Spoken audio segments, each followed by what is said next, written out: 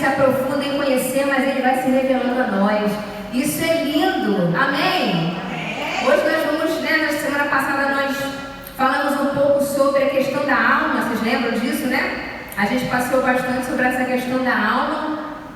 E nós vimos que a alma, quem lembra que esteve aqui, a alma ela não é salva no novo nascimento. E nós vimos que a nossa alma é composta de quê? Das nossas emoções, sentimentos, vontades, sistema consciente, sistema inconsciente, onde eu tomo todas as minhas decisões, estão ali na alma. E nós vimos que a alma, ela não sofre, eu digo assim, essa questão do novo nascimento, ela ainda está sendo salva. O Espírito já foi resolvido, nós vimos isso. O Espírito já foi salvo, Por isso que a Bíblia diz que aquele que se une ao Senhor se torna um só com Ele. Se o Espírito, se houve uma junção, se o Espírito estava morto do Éden, houve uma junção com o Espírito de Deus através do novo nascimento. E esse Espírito estava morto, nós vimos que ele foi recriado, ele foi regenerado, ele foi gerado novamente. E nós vimos em que momento ele morreu, em que momento ele foi ressuscitado, Nós vimos que o primeiro Adão, ele não conseguiu resolver, ele não conseguiu completar, mas Cristo, que é o segundo Adão, ele vem na cruz e cumpre toda a lei, E nos reconecta ao relacionamento com Deus. Nós vimos das alianças, das 6 alianças, que vinha como se fosse uma sombra, do que viria. Então, quando o homem peca, nós vimos que Jesus nunca foi no plano B, Ele sempre esteve no coração de Deus. Esse plano já estava pronto no coração de Deus. E nós vimos que isso foi arquitetado desde a fundação do mundo. Deus já tinha um plano, para que o homem, quando pecasse, esse homem fizesse, através desse plano, dessas 6 alianças, ele fizesse o caminho de volta ao relacionamento com Deus. Isso se chama graça, isso se chama amor, isso se chama favor em Ele, Pai, e Ele vem aqui e nos resgata. Esse é o amor ágape, que só pelo Espírito Santo de Deus a gente consegue entender e viver esse amor. Mas aí vem o Espírito Santo, e nos coloca Jesus lá dentro, e nos faz entender esse plano de glória, que é o plano de redenção, que é o motivo de você estar com esse sorriso bonito aí nos lábios, não é? Então nós vimos, que a alma ela está nesse processo. Enquanto nós estamos aqui, essa alma está no processo contínuo de salvação. E nós vimos que a responsabilidade da manutenção da minha fé é de Deus. É de quem? É minha, Eu tenho a responsabilidade, eu tenho a incumbência de renovar a minha fé, renovar a minha mente. Nós vimos que essa fé, renovada e baseada na obra de Jesus, que vai vencer esse mundo que está a todo custo querendo massacrar a nossa saúde mental. Mas nós estamos aqui pelo Espírito Santo, que tem nos ensinado a combatermos, esse sistema maligno, e nós vamos vencer. Nós vamos continuar andando em glória. Por isso, quando você acordar de manhã, você deve dizer: Senhor, muito obrigado, porque vai ser mais um dia onde eu vou ser conduzida em triunfo. Mesmo quando o sistema do mundo diz que não, tudo ao contrário, mas pelo Espírito Santo que habita em nós podemos vencer. Nós podemos continuar triunfantes, porque nós somos uma igreja vencedora. Você crê nisso? Amém. Você recebe isso nessa noite? E hoje nós vamos continuar aí, dentro dessa mesma vibe. Hoje a gente vai se aprofundar um pouquinho sobre o poder da identidade, que é ser a justiça de Deus. Eu coloquei, essa semana no slide, que é para ficar bem mais ilustrativo, e nós vamos entender. Depois voltar, depois você, para você poder, isso. Então, esse tema, gente, é um tema fundamental. É um tema que o Espírito Santo tem trago isso dentro de mim, que é um tema que nós precisamos urgentemente saber. É um tema que vai reger toda a nossa vida. É um tema que vai reger toda a nossa trajetória. É nós sabermos, Osana, quem nós somos. Qual é a posição que nós temos hoje nessa nova aliança que nós estamos inseridos. Nessa nova dispensação, qual é o meu posicionamento dentro disso? O que eu tenho direito? Nós vimos semana passada que nós estamos baseadas nessa nova dispensação em promessas que são superiores. São superiores promessas. E esse é o nosso lugar. E se a gente não sabe desse lugar, se a gente não sabe que a gente é justiça de Deus, a gente infelizmente vai ficar à mercê de uma falta de conhecimento. Nós vimos que é o conhecimento que liberta, nós vimos que é o ensino E nós vimos que muitas vezes nós já temos uma herança, nós estamos massificando isso o tempo todo, nós já temos uma herança simplesmente porque nós nascemos na família de Deus. A gente não fez nada para receber isso, a gente apenas creu, confessou com a boca, creu com o coração, recebemos. E nós somos filhos não é por meritocracia, mas é simplesmente porque nós nascemos dentro da família de Deus. E quando você nasce dentro da família de Deus, você já é herdeiro. Eu costumo dizer isso, os meus filhos, não está aí, mas vai ver comigo hoje. Quando eles nasceram de mim, eles parecem comigo, e eles não precisaram em momento algum, ir lá no cartório e reivindicar, olha, eu sou filho da Vanessa, que coloca aí na certidão furtado. Não, porque eu já fiz isso para eles, assim que eles nasceram, o Ivan já fez. Então o que eles fizeram? Eles simplesmente nasceram na família, furtados no latim, para eles serem denominados filhos. Você pega isso nessa noite? Então você, quando nasceu de novo, você nasceu dentro da família de Deus. E você se tornou filho de Deus. Essa é a sua identidade. Você é filho e ninguém pode roubar isso de você.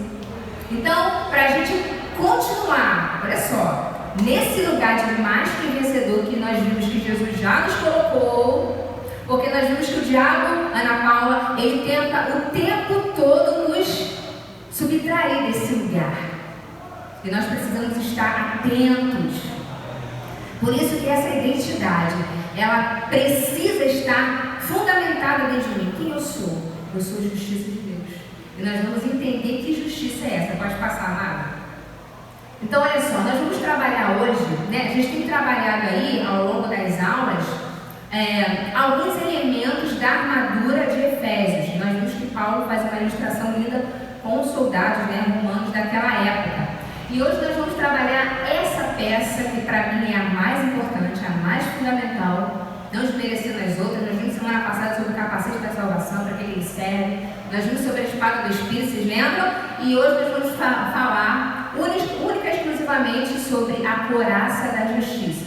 E nós vamos perceber, entender para que serve essa couraça, em que momento eu devo usar essa couraça. Nós vamos ver que está dentro esse conhecimento fundamentado, ele é vital para o corpo de Cristo. Eu preciso saber disso, eu preciso saber usar essa couraça e entender que eu sou justiça de Deus.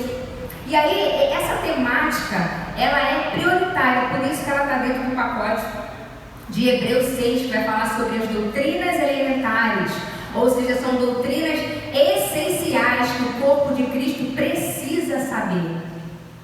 Entende? Para que haja um posicionamento. Um posicionamento vem a partir daquilo que eu entendo. Um posicionamento vem a partir daquilo que eu sei.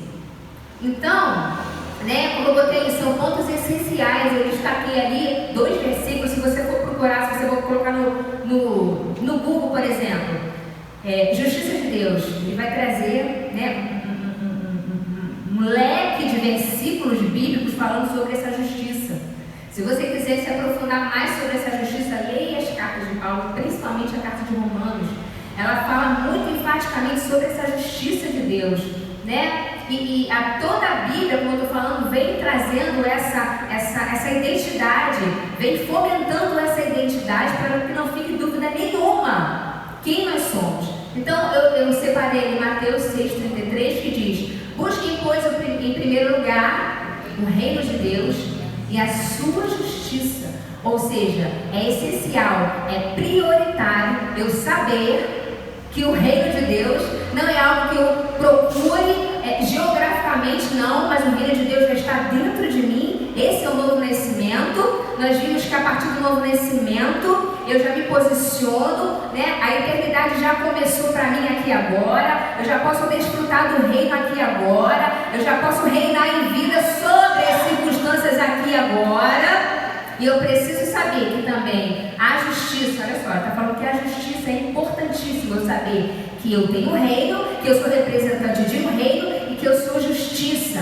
E aí, a partir desse entendimento, todas as portas que você precisa, elas vão se abrindo. E todas as outras coisas vão sendo alcançadas a partir do conhecimento do reino e a partir do conhecimento da justiça.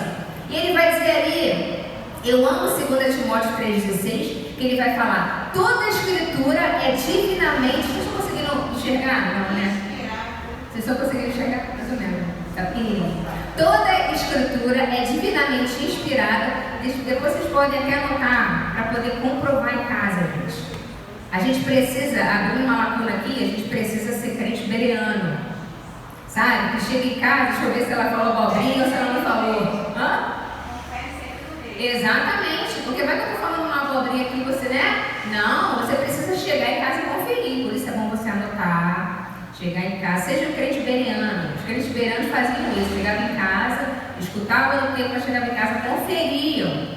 Ele não era crente, né? Relapsos. Amém? Fechava aqui, né, a lacuna. Então, toda a escritura é divinamente inspirada, olha só, e proveitosa para ensinar, para corrigir e para instruir na justiça. É a palavra de Deus que vai nos instruir sobre esse assunto da justiça, que é exatamente a minha e a sua identidade. Ele está dizendo ali que é essa palavra que vai nos ensinar. Aí a gente abre uma lacuna aqui, né, para nós ressaltarmos uma coisa que eu sempre escutei. Eu acho que você também, de repente, escutou, principalmente nesse tempo de pandemia, né, que Deus está mandando essa pandemia para nos ensinar alguma coisa. Deus está pesando a mão para nos ensinar. Quem ouviu isso aqui, gente? Só eu? Muita gente ouviu. E ele está dizendo que Deus coloca a doença no filho para ensinar ele alguma coisa. Está dizendo isso ali?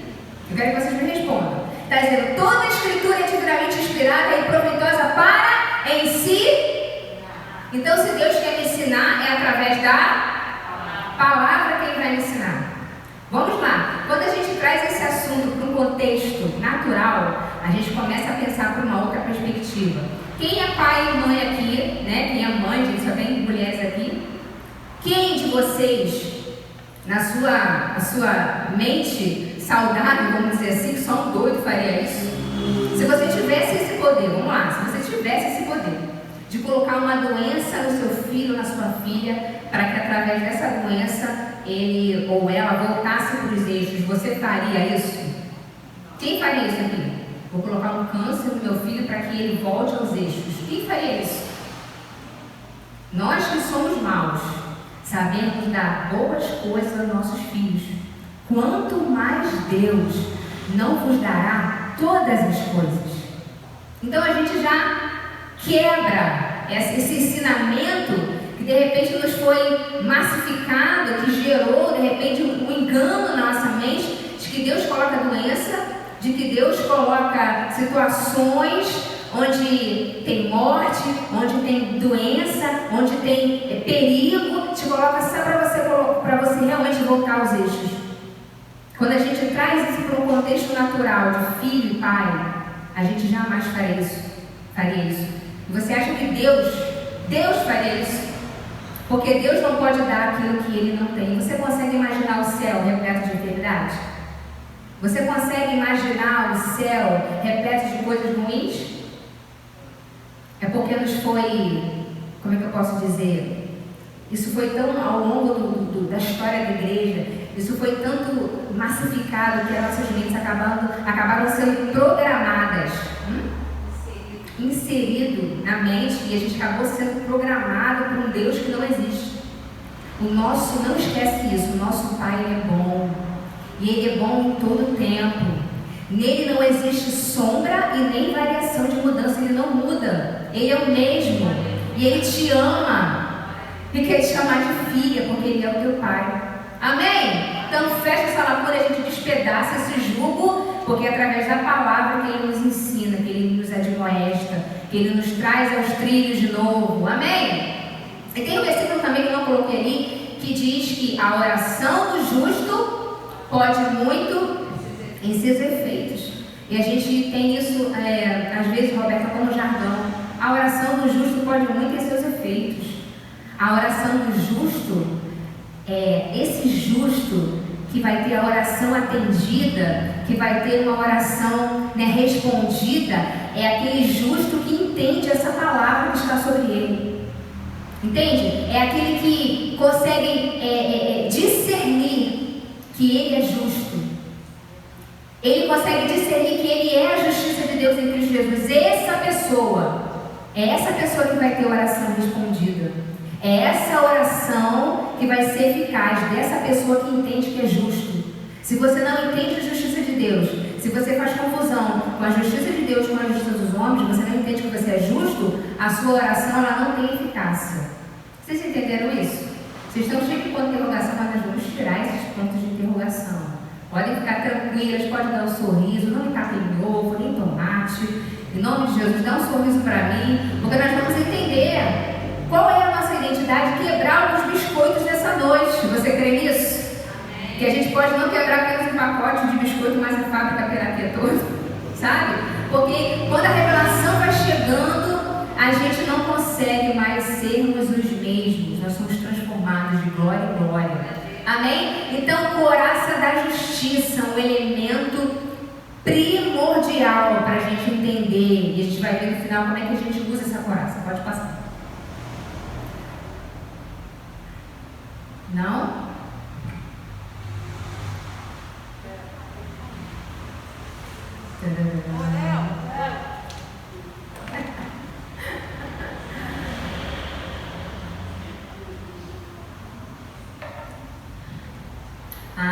Então nós vimos sobre o erro de identidade. Gente, o erro de identidade, ele é fatal.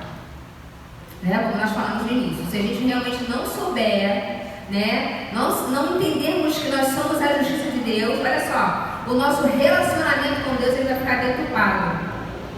A gente não vai conseguir desfrutar do livre acesso que nós já temos em Deus. Olha só, a extensão vela ele já foi rasgada. Não existe mais separação. Mas se a gente não tem esse entendimento, a gente vai se colocar nesse relacionamento como alguém que está sempre pedindo, como um pedinte, sabe? Que precisa estar ali suplicando algo que ele já tem por direito, simplesmente porque ele já nasceu na família de Deus, então ele já é herdeiro. Isso me faz lembrar o filho pródigo, né? Pegou a herança dele e se mandou, foi embora. E aí gastou tudo que tinha que gastar. Estava lá comendo as bolotas dos porcos. E aí ele se lembra. Mas ele se lembra como filho, gente? Não. Ele se lembra como um servo.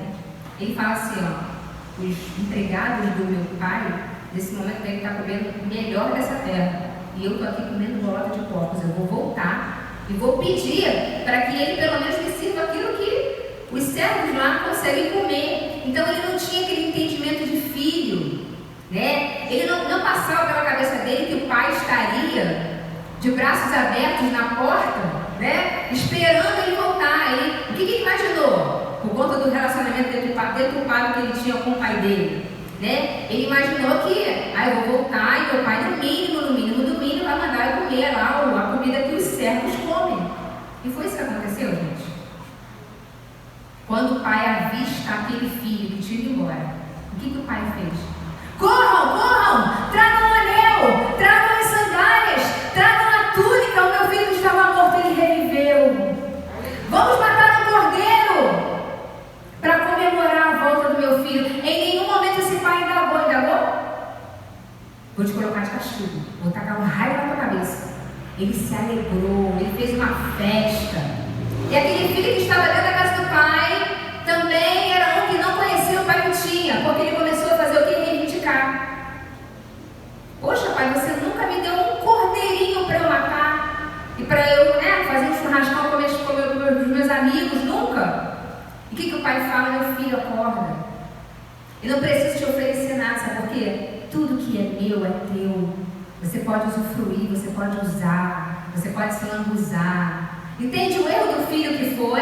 Que tinha mentalidade certa, não tinha mentalidade de filho. Que primeiro você precisa entender que você é filho, aí você vai servir com amor. Entende isso?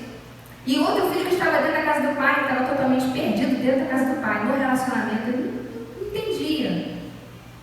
Então, eu gosto sempre de trazer esse exemplo, que a gente pode estar dentro da casa do pai. Interessante que esse cordeiro que o pai mata, ele serve tanto para saciar, né? A gente remete à prefiguração de Cristo, que era o cordeiro. Ele serve tanto para saciar aqueles que estão dentro da casa, quanto aqueles que estão fora da casa. Ele é o cordeiro de Deus, que supre todas as nossas necessidades. Amém? Você pegou isso nessa noite? Então, queridos, Nós precisamos entender que o véu já foi rasgado, que nós somos filhos. Essa é a nossa real identidade.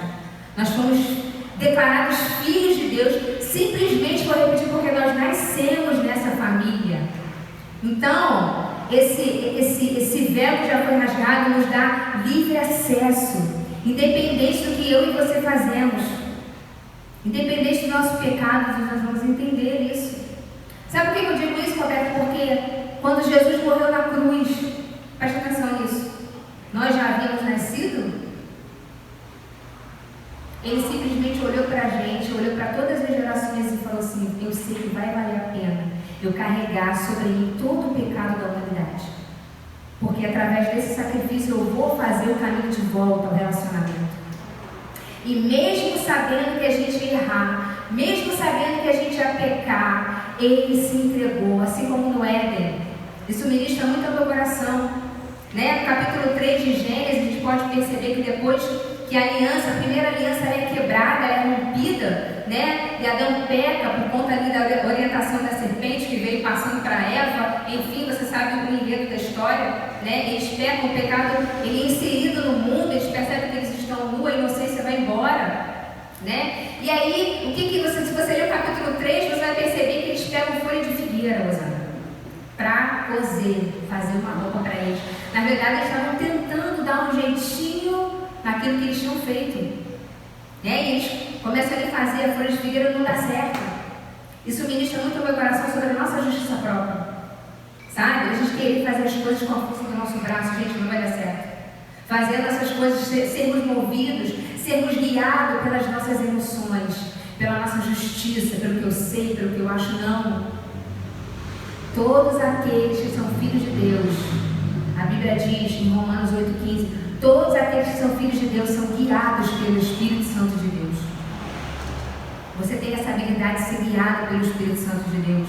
Você não precisa viver à mercê da sua justiça própria, de fazer para receber. O Evangelho não é uma barganha. Nós vamos entender a graça é favor imerecido. Eu não merecia, mas Ele se deu, Ele quis se doar por mim e por você. O que a gente precisa fazer hoje? Apenas abrir os braços e receber essa redenção.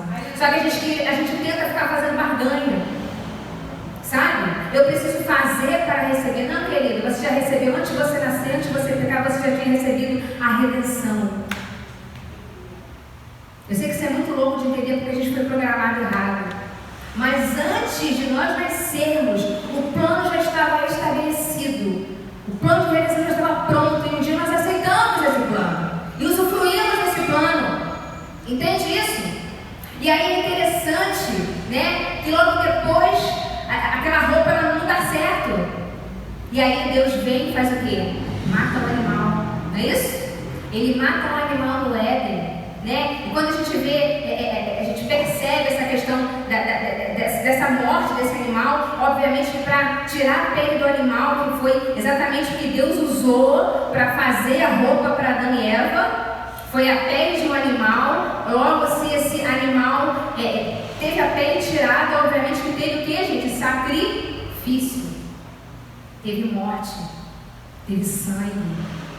Isso ministra muito ao meu coração, trazendo essa prefiguração de Cristo, que Ele se despiu da sua glória. Um cordeiro que não tinha nada a ver com o enredo. Você consegue perceber isso? Ele não tinha nada a ver com o enredo. Ele estava lá quietinho, não é?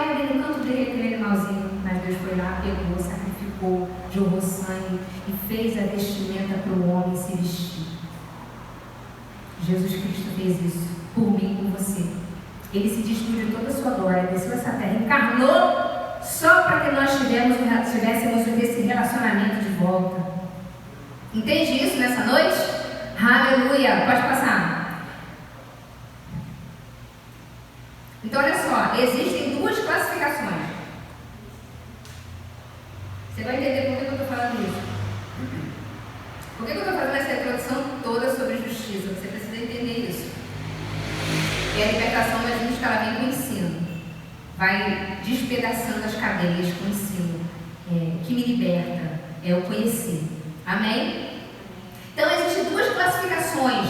Existem apenas duas classificações na Bíblia para mim e para você. Então, a pergunta que vai fundamentar o entendimento da sua identidade é exatamente essa que eu vou fazer para você agora. Eu quero que você responda com a maior sinceridade possível, sem medo, sem vergonha. Vou errar, não. A gente tem que aprender, porque eu também não sei tudo. Amém? Então eu vou fazer a pergunta que fundamenta o entendimento da sua identidade. Quantos pecadores nós temos aqui nessa noite? 1, 2, 3, 4. Vários pecadores, né? Quantos justos nós temos aqui nessa noite? Pode levantar a mão, gente. E quem não levantou a mão é o quê? Quero entender esse enredo aí. Então vamos lá, gente. Vamos entender isso, porque isso é primordial para nós desmancharmos o nosso relacionamento com Deus. Pode passar. A gente vai saber que, sem dúvida nenhuma, guarda o seu ovo e seu tomate, um taque, por favor. Porque você não vai sair com dúvida. Foi? Então, como eu falei para você, Léo! Ele estava ali. Né? E aí a gente está falando sobre essa justiça, né? E, gente, essa foto, quando eu vi essa foto na internet, foi exatamente o que eu fiz quando alguém me perguntou assim. Alguém me perguntou, não. Alguém me afirmou: Vanessa, você é a justiça de Deus em Cristo Jesus. E eu cocei a cabeça, não era piolho, porque o cabelo, graças a Deus, não tem piolho. Mas eu cortei a cabeça. Eu cocei a cabeça e falei: eu sou a justiça de Deus? Que frase louca é essa? Nunca ouvi falar. 30 anos de crente, eu sou a justiça de Deus. Aí fiquei cheia de ponto de interrogação, porque eu estou vendo várias aqui. Mas graças a Deus, porque o Espírito Santo inspirou aquele homem para sentar comigo e vamos lá, está tudo na Bíblia, não estou falando nada para você me dizer, está tudo aqui. Então, essa é a frase: eu sou a justiça de Deus. Diga sem medo: eu sou a justiça de Deus. Você vai entender, pode passar. Eu fiz assim, gente, eu coloquei no slide porque esse assunto é muito denso. Então, se a gente não delimitar, a gente acaba, vira vigília. Então, olha só. Por que a gente não entende essa frase? Por que essa frase ela soa tão mal pra gente? Eu sou a justiça de Deus. Né? Porque a gente acaba querendo parear, a verdade é essa, a justiça divina com a justiça de Deus. Então você já deve ter ouvido falar: alguém que faz alguma coisa errada, olha, Deus é justo. Isso, a gente quer parear a justiça dos homens com o quê? Outra coisa. Ele botou tudo de Deus, de Deus. Isso, então. Vamos lá, gente. A gente quer parear a justiça dos homens com a justiça de Deus. A gente quer colocar tudo no mesmo pacote. A gente quer trazer para o natural algo que é sobrenatural. E a gente precisa entender que, como nós vimos na última aula, que nós somos seres espirituais, e para a gente entender as coisas do Espírito, a gente precisa sair desse lugar carnal. Porque o homem natural, ele não consegue discernir as coisas do Espírito, somente o homem espiritual. Você entende isso nessa noite? Então, a gente precisa tirar isso, a gente precisa começar a pensar, ter os pensamentos do alto. Porque olha só, como é que funciona a justiça dos homens? Me corrija de repente, porque eu falo muito rápido, gente, muita informação, eu acabo falando um monte de coisa, e vocês me ajudem aí, como o Rosana me ajudou. Então, como é que funciona a justiça dos homens? Se uma pessoa infringe a lei, ela tem uma penalidade a cumprir, correto? Aqui ela faz, aqui ela paga. Independente do que você tenha feito, se está infringindo o Código Penal, você vai ter a sua sanção, que fala nisso, punição, enfim, para você cumprir. Beleza. E como é que funciona a justiça de Deus? A justiça de Deus é totalmente ao contrário da justiça dos homens. Eu era culpada, nós vimos que os nossos primeiros pais, existe uma lei da identificação, tudo que aconteceu com os nossos primeiros pais, o pecado entrou no mundo através de quem? Dos nossos primeiros pais, Adão e Eva, né?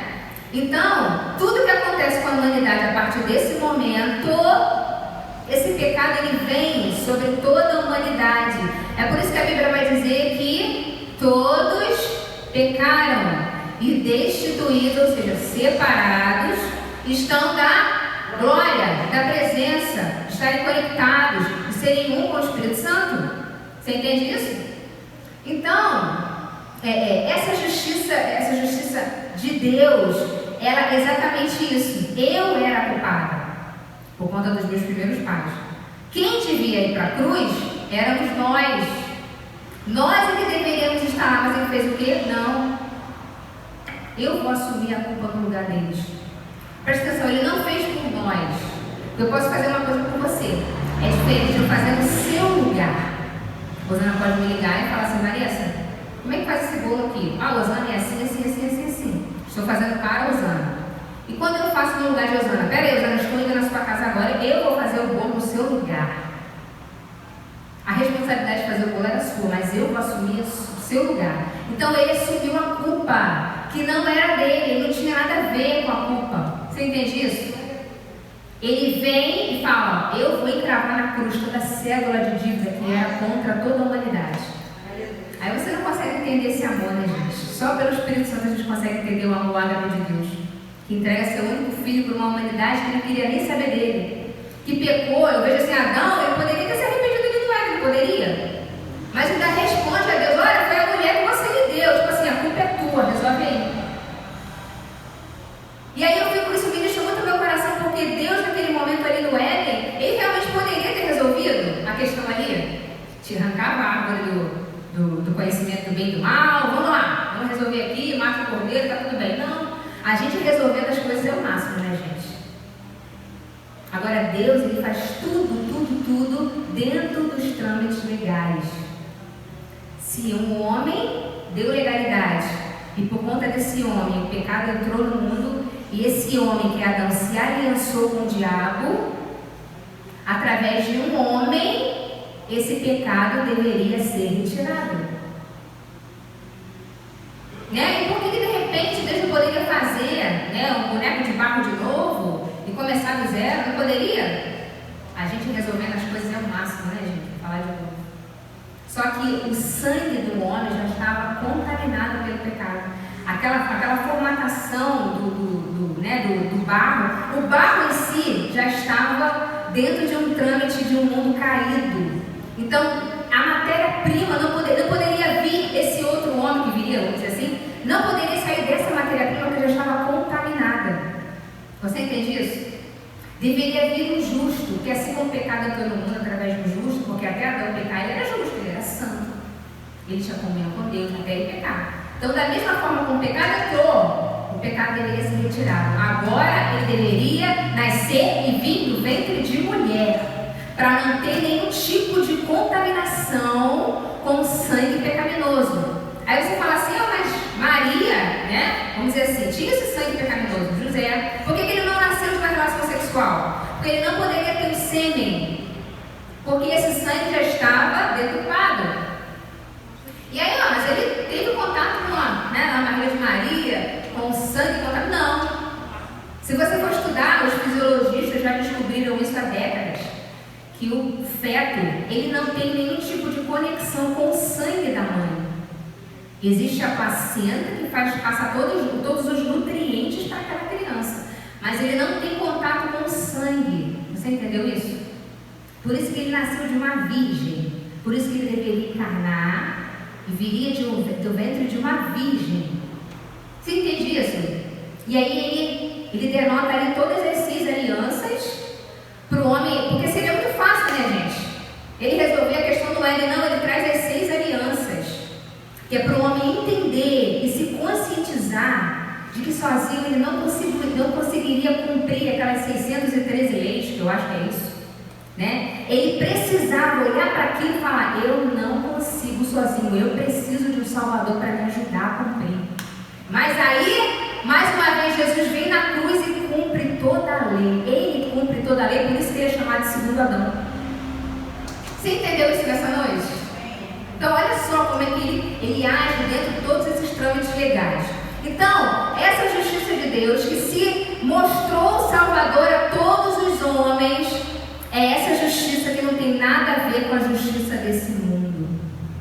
Repetindo, a justiça desse mundo, aqui você faz, aqui você paga. A justiça divina você fez, mas você não paga. Eu pago no teu lugar. Por amor. Amém, gente? Isso é para a gente acordar com um sorriso todos os dias. Ele escolheu me amar. O que eu tinha para ele olhar para mim e querer me amar? E querer me colocar num posicionamento, querer, sabe, trazer o plano original. Qual era o plano original de Deus? Era o relacionamento tete a tete, olho no olho. Era esse o plano de Deus. Então ele traça essa trajetória de volta para que nós pudéssemos novamente estarmos conectados com Deus. Entenderam essa diferença de justiça de Deus e de justiça dos homens? Catuca tem irmão falar, não dorme não, porque isso é muito importante. Não dorme não. Não dorme não, porque você precisa saber disso. Vamos lá, pode passar, vou correr aqui para a gente entrar na armadura. Então entender o que é ser a justiça de Deus, nós já vimos que é primordial. E esse versículo é o versículo que mudou a minha vida, que fundamentou esses pilares dentro de mim, que é 2 Coríntios 5:21, nós vamos entender isso.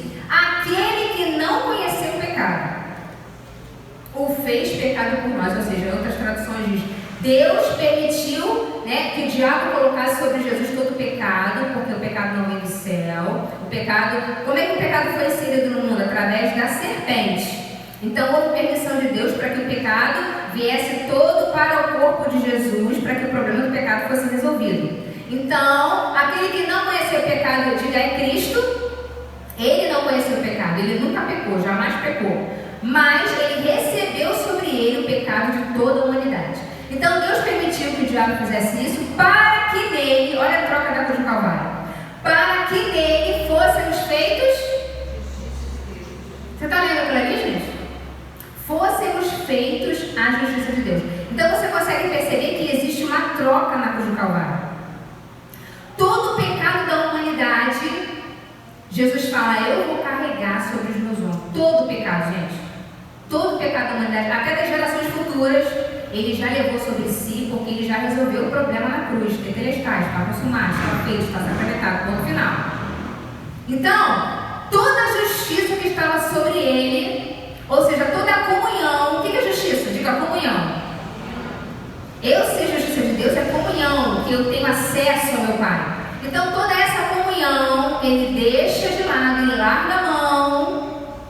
Por isso que no Getsemane, né, quando Jesus estava ali suando sangue, nós vimos isso, ele estava sofrendo, estava sob um alto índice de estresse, por isso que ele estava suando sangue, e naquele momento ali, ele não estava com medo da cruz, nós vimos isso, se você lembra da primeira aula, nós vimos isso, que muitas pessoas falam que ele estava com medo da cruz, ele não estava com medo da cruz, ele já nasceu sabendo qual era o seu propósito era morrer comigo com você, então ele não estava com medo da cruz.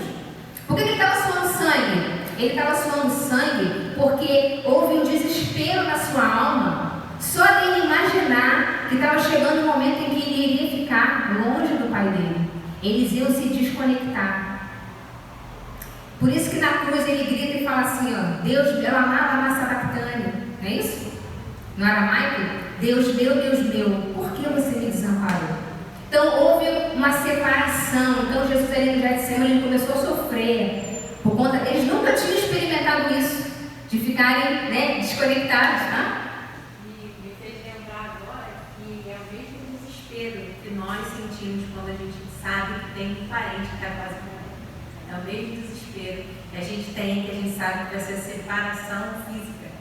E interessante, olha só, Jesus levando sobre ele essa agonia que ele sabia que a gente já ia sentir, dessa desconexão. Ele levou tudo sobre ele, ou seja, ele entende a minha e a sua dor. Porque por isso que Isaías vai dizer que ele é experimentado, ele é um homem experimentado em dores, e ele sabe o que é padecer. Então toda a sua agonia, seja lá qual for, ele já estava absorvendo na cruz como uma esponja. Ele estava se colocando exatamente no seu lugar. Ele foi desconectado da comunhão com Deus. Por quê, gente? Porque o pecado viria sobre ele.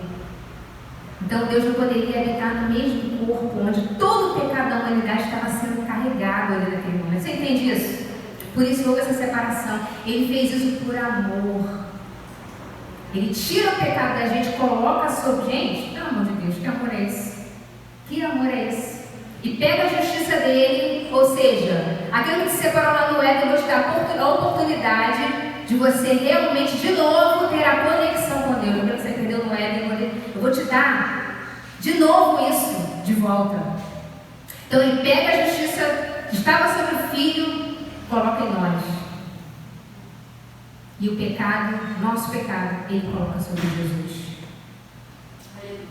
Você entende isso nessa noite? e te faz ser a justiça de Deus. A gente vai entender o que é isso, Vanessa. Vamos lá. Deixa eu ver a hora aqui. Vai dar uma pegada na minha ajuda aí, ora, por favor. Quem não pensou isso? Quem não pensou isso? Que isso? Tá maluca, ela tá pancada. Essa garota aí tá maluca. Você da internet deve estar pensando também. Quer dizer que eu não, né? Eu sou pecador, eu sou justo, calma. Mas eu ainda peco. Mas eu ainda tenho os meus erros. Obviamente que nós vamos pecar. Nós vamos pecar até o nosso corpo ser glorificado. Nós entendemos isso na primeira aula. Nós ainda temos uma alma que está nesse processo. E temos uma carne que é inimiga de Deus, que é inimiga do Espírito recriado. Paulo vai dizer que essa carne ela milita o tempo todo contra o Espírito. Mas quem lembra aqui que nós não somos alma, não somos carne, nós somos o Espírito. E por habilitarmos esse Espírito através dessa alma, dessa mente renovada, esse Espírito ele é fortalecido e a alma ela é mortificada. Entende isso? O que ele está falando ali? 1 João, olha só, eu até botei para você que eu sei que esse versículo veio na sua mente. Como assim, Vanessa? 1 João 8 vai dizer, se dissermos que não temos pecado, somos os mais mentirosos e enganosos, e a verdade não está em nós. Se dissermos que não temos pecado, a nós mesmos nos enganamos. Eu estou confundindo com eu gosto muito da versão NVT. Não sei se vocês... essa versão é muito próxima do original. A nós mesmos nos enganamos e a verdade não está em nós. Obviamente nós vamos pecar. Nós vamos entender que pecado é esse que ele levou sobre si.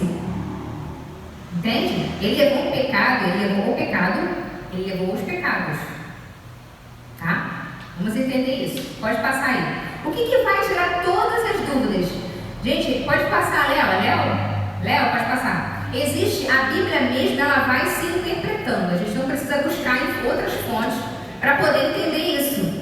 A gente não precisa buscar em filosofia, em literatura. A própria Bíblia, ela se explica. Então, vamos lá abrir a Bíblia em 1 João 3. Faço questão que você abra a sua Bíblia. Em 1 João, no capítulo 3, que ele fala exatamente, ele traz exatamente de uma forma bem explicativa o que é ser justo e o que é ser pecador. Tá? 1 João, no capítulo 3, João escreveu essa carta para a igreja que estava ali sendo aprisionada, enfim, apedrejada em Éfeso. O capítulo 1 é escrito para os gnósticos. O capítulo 2 ele já chama de filhinhos, é para a igreja de Éfeso. Só para você entender. O capítulo 3 diz assim, olha o tema do capítulo 3. Deus é Pai e é santo. Seus filhos são também pecadores. É isso que está dizendo aí? Vocês foram embora. 1 João capítulo 3. O que está dizendo aí? Deus é Pai e é santo. Seus filhos são também pecadores? 1 João, primeira carta de João, capítulo 3, versículo 1. Está diferente? Eu estou olhando só. O que está dizendo aí para vocês no tema? Não, gente, eu estou lendo a tema. Aquele temazinho que vem antes de você começar a ler. Os filhos de Deus. Lê aqui, pausando, que está escrito aqui. Olha só na minha tradução. Acho que está mais completa. Deus é Pai e é santo. Seus filhos são também santos. Por isso que eu brinquei com vocês. Eu falei, seus filhos também são pecadores. Vou pegar vocês, mas não consegui ter versões diferentes. Entendeu? Então, olha só. Vede com que grande amor nos tem concedido o Pai, a ponto de sermos chamados.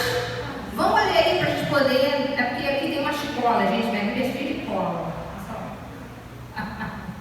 E aí eu vou olhando a escola, mas vamos lá. Veja com grande caridade nos tem concedido o Pai, que fôssemos chamados filhos de Deus. Por isso o mundo não nos conhece, porque não conhece a Ele. Versículo 2. Vamos lá, versículo 2 aqui. Amados, agora somos filhos de Deus, e ainda não se manifestou o que haveremos de ser.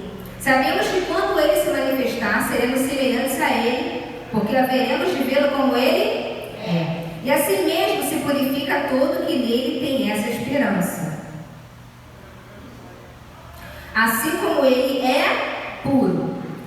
4. Todo aquele que pratica o pecado, aqui está pratica, eu gosto mais dessa versão, ela é mais completa. Todo aquele que pratica o pecado também transgride a lei, porque o pecado é a transgressão da lei. Sabeis também que ele se manifestou para tirar os pecados, e nele não existe pecado. Todo aquele que permanece nele não vive pecando. Todo aquele que vive pecando não viu nem o conheceu. Versículo 8. Aquele que pratica o pecado procede do... Fala, gente. Do diabo. Porque o diabo vive pecando desde o princípio. Para isso, olha isso. Para isso se manifestou o Filho de Deus, para destruir as obras do diabo. Todo aquele que é nascido de Deus não vive na prática do pecado, pois o que permanece nele é a divina semente. Ora, esse não pode viver pecando, porque é nascido de Deus. Gente, isso está muito claro. Essa é a diferenciação entre ser justo e ser pecador. Preste atenção, olha para mim aqui. Quando eu falo que eu sou pecador, eu estou falando que dentro de mim, é o que ele está dizendo, eu tenho a semente do pecado. Eu tenho a divina semente de Deus, mas eu tenho a terrível semente do calabouço do inferno. Ele está dizendo que quem é pecador é filho do diabo. Mas o pecador, é isso que a gente vai entender agora, pode passar. Olha que interessante essa analogia que eu usei. Olha só, essa palavra pecador, quando você vê o dor no final, vai sempre remeter a alguém que é praticante. Alguém, olha só, até botei um exemplo aí para vocês do que significa, né, essa palavra exatamente daquela pessoa que está assídua fazendo aquilo, ó. Remete a praticante, perito. Quando eu digo essa significância de baixo, é toda vez que você vê o dor no final. Por exemplo, ó, jogador. Entende? Jogador, ele não é um amador, ele não joga pelado todo final de semana. Ele é alguém que é praticante do jogo, ele é um profissional do campo. Você está entendendo a diferença? Por exemplo, a gente pode fazer pipoca em casa, não pode, Roberto? Quem gosta de fazer pipoca em casa? Mas quem fica lá na Mauro Peixoto com a carrocinha vendo pipoca, e se não meia como pipoqueiro, quem faz isso? Então você consegue perceber a diferenciação? Dor é aquele que pratica, é aquele que é continuamente, isso aí, aquele que pratica continuamente. É diferente daquele que faz de vez em quando. Então, presta atenção aqui. Quando você nasceu de novo, quando eu falei para você que existe apenas duas classificações, ou você é justo ou você é pecador, você se tornou no novo nascimento a justiça de Deus, que é ter acesso, ter habilidade, ter acesso direto ao trono de Deus. Eu vou te dizer já em que situação, em que momento. Então, nesse momento, algo instantâneo acontece com você. Você se torna a justiça de Deus. E essa justiça de ser justo, tá? Que você recebe, é algo que é na hora, é instantâneo. O que você pode desenvolver é o entendimento dessa justiça. Mas ser justo é algo que você já é quando você é carimbado com o Espírito Santo da promessa. Então, olha só, você recebeu o que dentro de você? Nós vimos isso. O Espírito que recriou, o meu espírito estava morto. Que agora são um. Quando você diz que você é pecador, você está dizendo que, novamente vou repetir, que você tem a semente do diabo dentro de você. Só que você já nasceu de novo.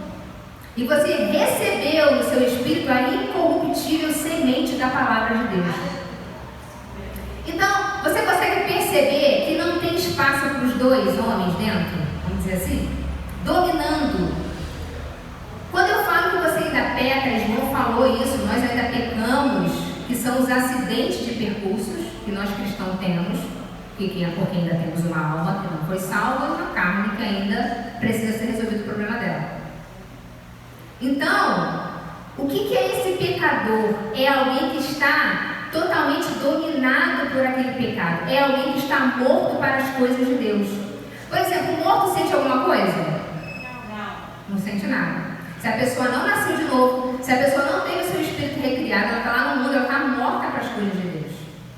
Então ela é um pecador, ela é um praticante. Por quê? Ela tem a natureza pecaminosa. Quando você recebe Jesus, que você é transportado no reino das trevas, com raiz e tudo, para o reino do Filho do seu amor, você recebe a semente incorruptível, você recebe o Espírito Santo dentro de você, você recebe a divina semente dentro de você, e você se torna nesse momento a justiça de Deus, porque o pecado, ele existe. A gente está falando sobre isso, ele existe, está na alma, que é como ele se expressa, através da alma, através da carne. Só que aquele que nasceu de novo, aquele que recebeu a incorruptível semente, ele não consegue viver na prática desse pecado como se nada estivesse acontecendo. Nós pecamos, mas quando nós pecamos, quem está dentro de nós para colocar a gente na trilha de novo? O Espírito Santo, ele sinaliza. O que significa pecado no original? Diga, errar o alvo. Errar o alvo. Então, esse é o pecado que os filhos de Deus cometem. Então, existe o pecado original, que já foi resolvido na cruz, porque Jesus veio como segundo Adão, então ele já resolve o pecado original. Mas temos os pecados, que é esse pecado que nós cometemos mesmo depois de ter nascido de novo. Mas esses pecados não nos dominam mais. Por quê, Vanessa? Porque tem o Espírito Santo dentro de mim e é incompatível viver na prática do pecado. Você consegue viver na prática do pecado? Eu vou largar Jesus, vou lá para o mundo, vou começar a fazer. Eu já fiz isso, gente. Eu vou te falar. Eu fiquei 2 anos afastada, mas eu tinha sonhos, eu tinha visão, eu tinha o Espírito Santo ali, vambora, volta. Tu não vai ficar aqui não. Mas tu não vai ficar aqui, cara. Não, mas eu vou ficar, eu quero ficar desviado, eu quero ver como é que é ficar desviado. Mas não vai, cara. Eu tava dando uma boate uma vez, gente. Cara, o Espírito Santo, a voz do Espírito Santo é inconfundível. Ele veio no meu ouvido e falou assim: o que você está fazendo aqui? Aqui não é o teu lugar.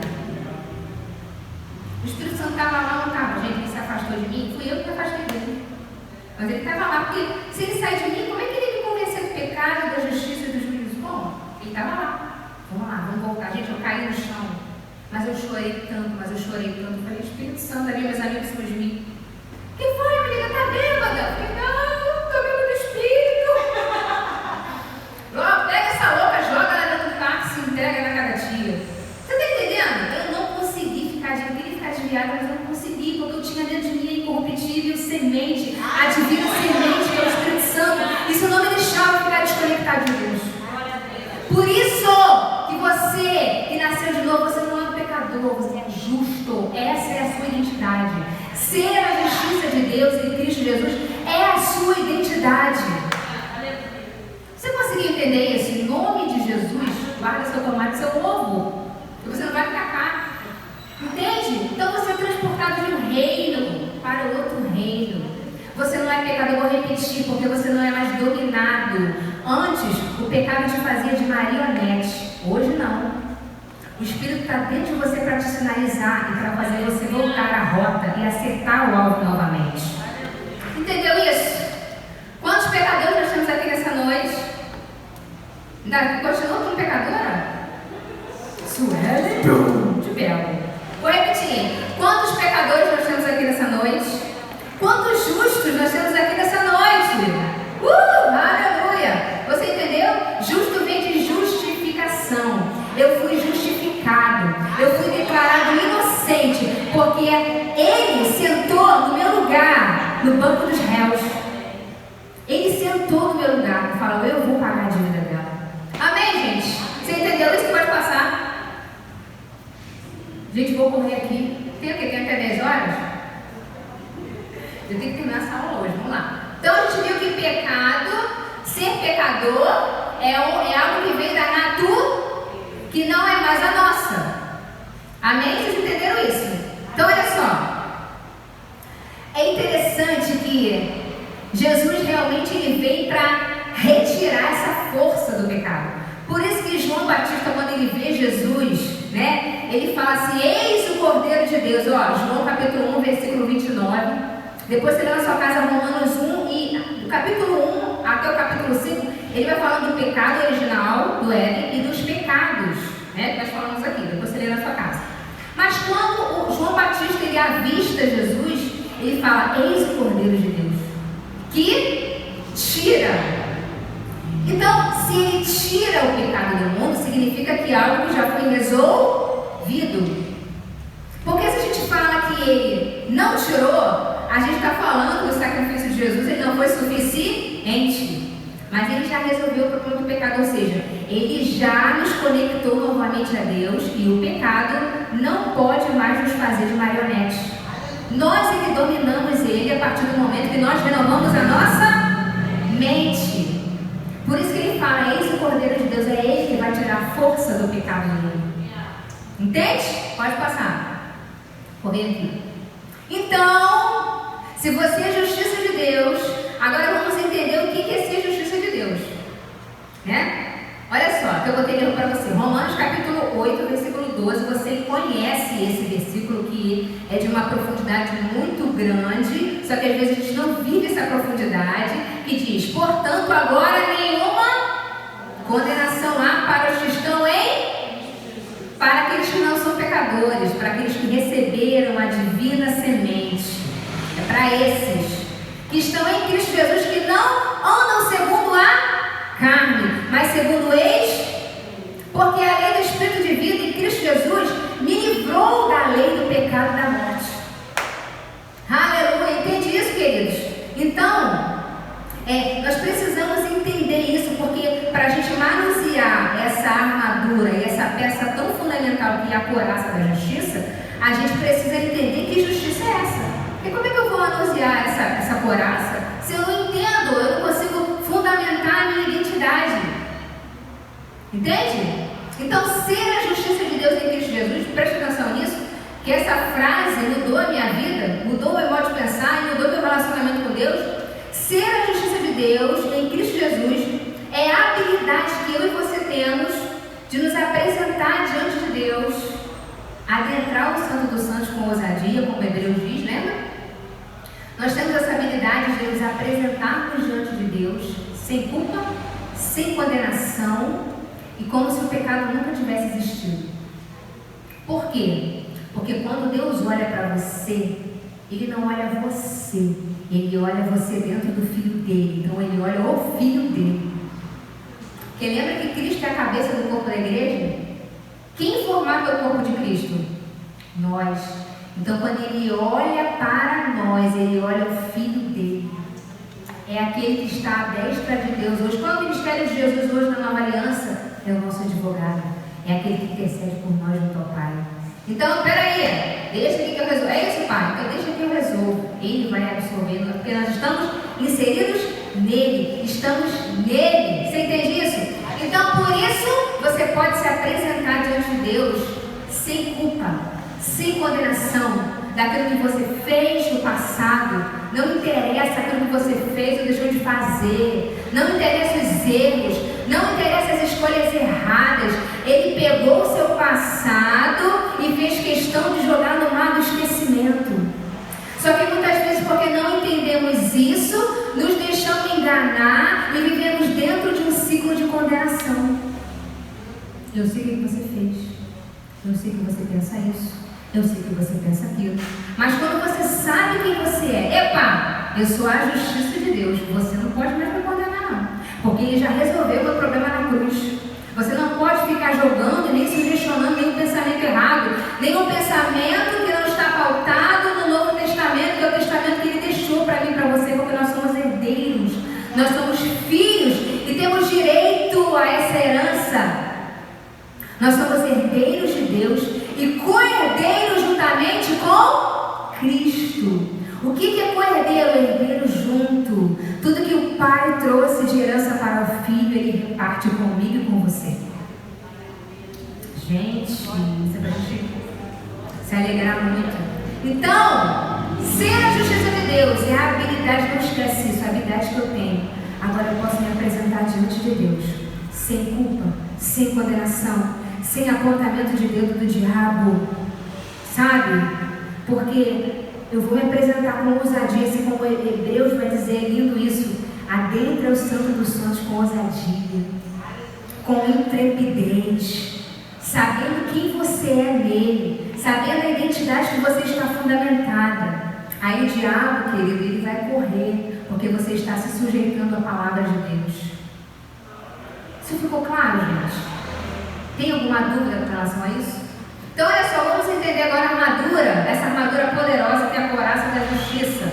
Estou repetindo, senão se a gente não souber, né, que nós somos a justiça de Deus, que essa é a nossa identidade, se isso não tiver, sabe, enraizado dentro da gente, a gente não vai conseguir manusear essa importante ferramenta, esse importante elemento que faz parte da armadura de Efésios. Pode passar. Entenderam isso até aqui? Tudo bem, gente? Então dá um sorriso para mim, por favor, que eu estou ficando com medo. Obrigada. Olha que interessante, gente. Eu trouxe para você ver a armadura. Ela começa mais ou menos aqui no pescoço e ela vai descendo como se fosse uma saia. Vocês estão vendo? Olha que interessante. Essa armadura ela é formatada de metal. E em cima dos ombros dela, ela é presa por alguns anéis dentro dessa parte aqui do ombro. Dentro tem anéis, porque tanto na frente quanto atrás é como se fosse duas folhas. Uma que pega do pescoço até embaixo e outra que pega as costas, tá? E aí ela é presa, a junção dela é feita aqui no ombro, através de uns anéis grandes, que são feitos de... Não é metal, é outro material, mas enfim, isso não importa. Então, essa é a armadura. Olha que interessante. Eu estava estudando sobre a funcionalidade dessa ferramenta, que é a armadura. Ela, no soldado romano, né? Porque essa ilustração, ela não trouxe muito o que eu queria trazer, porque eu não consegui achar, porque na frente dela, eu digo na original, a armadura lá do soldado romano, na frente tinha como se fosse assim, placas. Essa não tem. Mas de onde eu extraí a leitura, eu consegui estudar sobre isso, só que eu não consegui pegar a foto. Mas vocês saberem, tá? No peitoral do soldado romano, tinham como se fossem várias placas pequenas, que elas formatavam como se fosse uma escama de peixe. Não sei se vocês já viram essa foto em algum lugar. Essa eu não achei na internet, eu queria trazer essa. Então, olha só, por que você está falando isso, Vanessa? Porque quando os soldados estavam ali no campo de batalha, essa parte que ficava meia solta, elas fomentavam ali um brilho, porque elas batiam, essas partes que ficam soltas como uma escama, elas iam batendo umas nas outras e elas irradiavam um brilho. Olha só que interessante.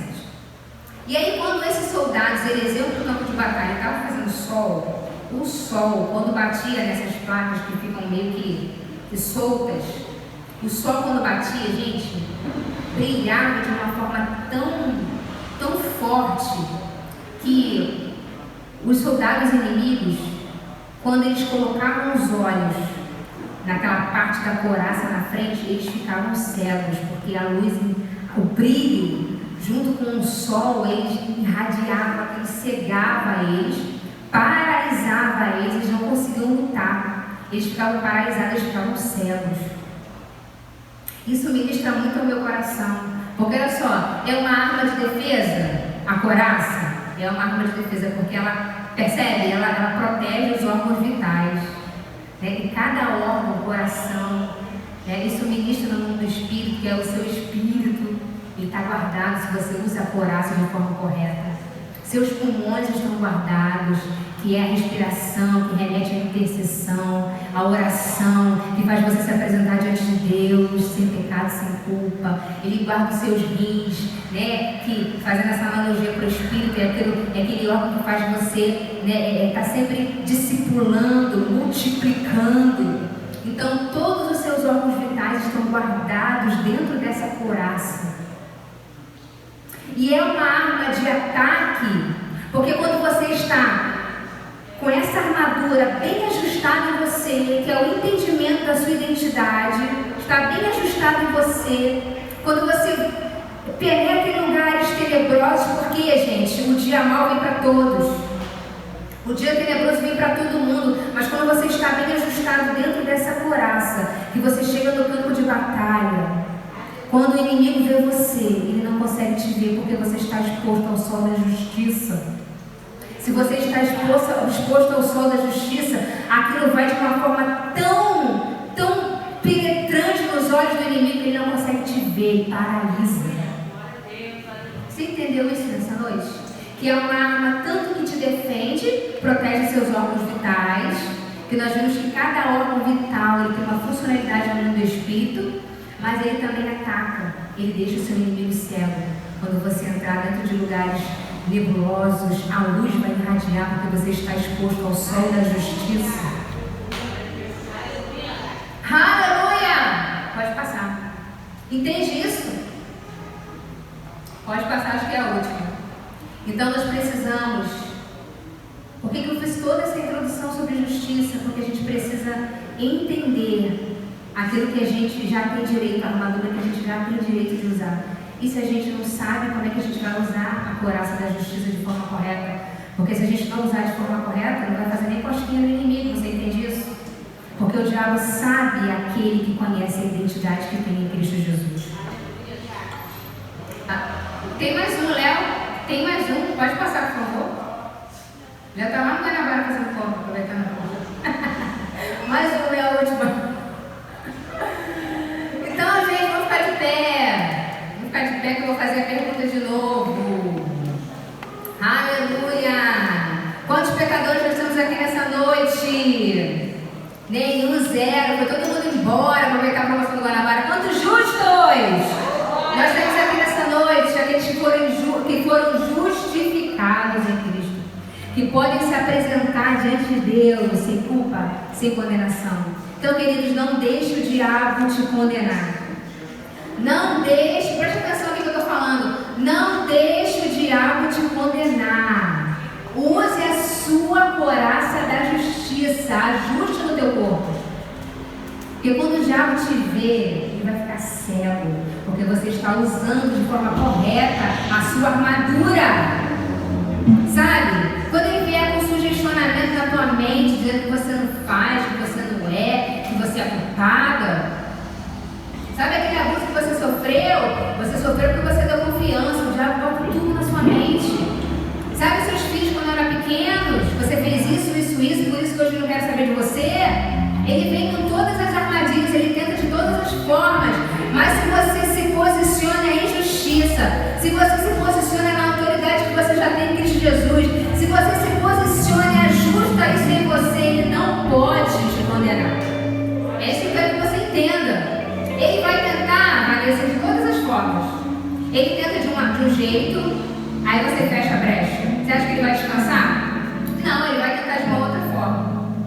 Ele vai querer provar, até na Bíblia, como ele fez com Jesus lá no deserto, que você não é justo. Mas quando você sabe que você é a justiça de Deus, você declara: aquele que não conheceu o pecado, Deus o fez pecado por nós, para que nele fôssemos feitos a justiça de Deus.